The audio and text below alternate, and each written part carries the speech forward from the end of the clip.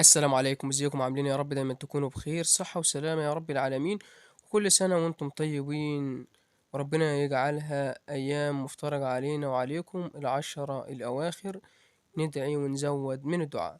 زملكاوية ازيكم عاملين ايه؟ أحلى ناس في الدنيا. متنسيش بقى تعملوا اشتراك في القناة كده وتفعلوا زر الجرس يا جماعة، عايزين نوصل الفيديو ده بس 20 لايك. بالله عليكم نفسي أوصل 1000 مشترك قبل شهر رمضان ما يخلص إن شاء الله. نادي الزمالك اللي هيقابل بتروجيت، المباراة اللي هتكون مباراة حاسمة. هتقولي ليه حاسمة؟ لأن أنت شايف المجموعة بدأت تخش في دايرة حساب. نادي الزمالك بسبب ماتش اللي فات بوظت الدنيا شوية، دخلت معاه في عقد كده مش حلوة. نادي الزمالك لازم يحسن من مستواه. هتقولي ايه المشكلة في الماتش اللي فات؟ الماتش اللي فات نادي الزمالك كلنا كنا شايفين مش عارف يخلص امام المرمى، ولولا الدقايق الأخيرة كانت الزمالك في حتة تانية. المجموعة صعبة ما فيهاش هزار. الزمالك لازم يركز في المطوشة اللي باقياله، ياخدها جد شوية. واحد يقول لي يا عم ده بطولة عادية، يعني مش كده، ده حاجة بسيطة وما مش لازم وبتاع، وبطولة تعبانة. لا يا سيدي مش تعبان.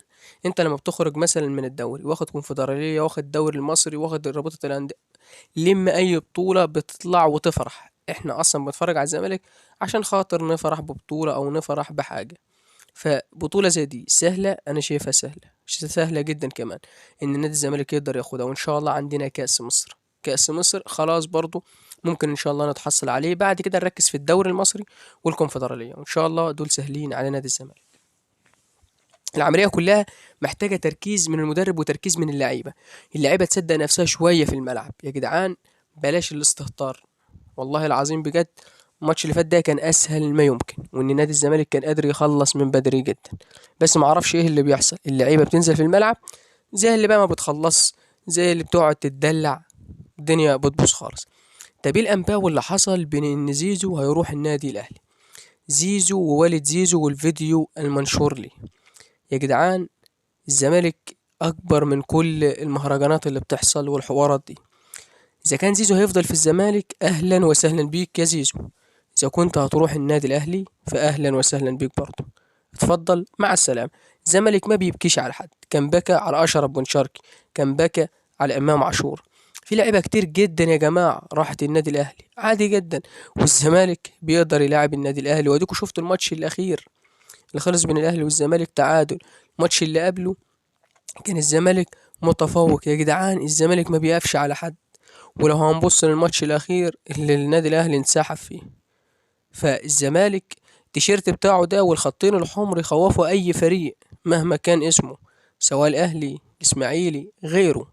الزمالك بيلعب بتاريخه، بجمهوره اللي بيسانده، اللي ما يفرقش معاه أي لعيب. فلو زيزو هتروح النادي الأهلي مع ألف سلامة، ولو هتفضل في الزمالك فأنت فوق دماغنا وهتفضل في قلبنا. تعالوا بقى نخش على تشكيلة نادي الزمالك اللي هتقابل بتروجيت غدا الساعة 9:30 مساء. نادي الزمالك. الزمالك هيلعب في حراسة المرمى عواد، تلاتة في خط الدفاع مصدق والونش وحسام عبد المجيد، ويا ريت الونش يركز شوية. في نص الملعب بقى وده اللي هيكون فيه دونجا وشحاتة، عبد الله السعيد، تلاتة أمامي زيزو شلبي وحسام أشرف. أن أنا ما كنتش عايز حسام أشرف ده خالص، بس هو ده التشكيل اللي الراجل حطه. تشكيل معرفش، حسام اشرف بحسه ما بينهيش قدام المرمى. ويا خلي بالك المطوشه دي اللي بتاعته، يعني المفروض يخلص فيها. كاس زي رابطة بنبدا نجرب فيه لعيبه من الصغيرين وكده، عشان خاطر نبدا نكتشف مواهب. ويا ريت المواهب دي تلعب. يا ريت يا حسام تركز شويه، ده انت كنت مكسر الدنيا. يعني قبل ما تيجي كنت كريستيانو رونالدو، كنت خارب الدنيا فعلا في الدوري المصري. سامعين عنك سمع خير.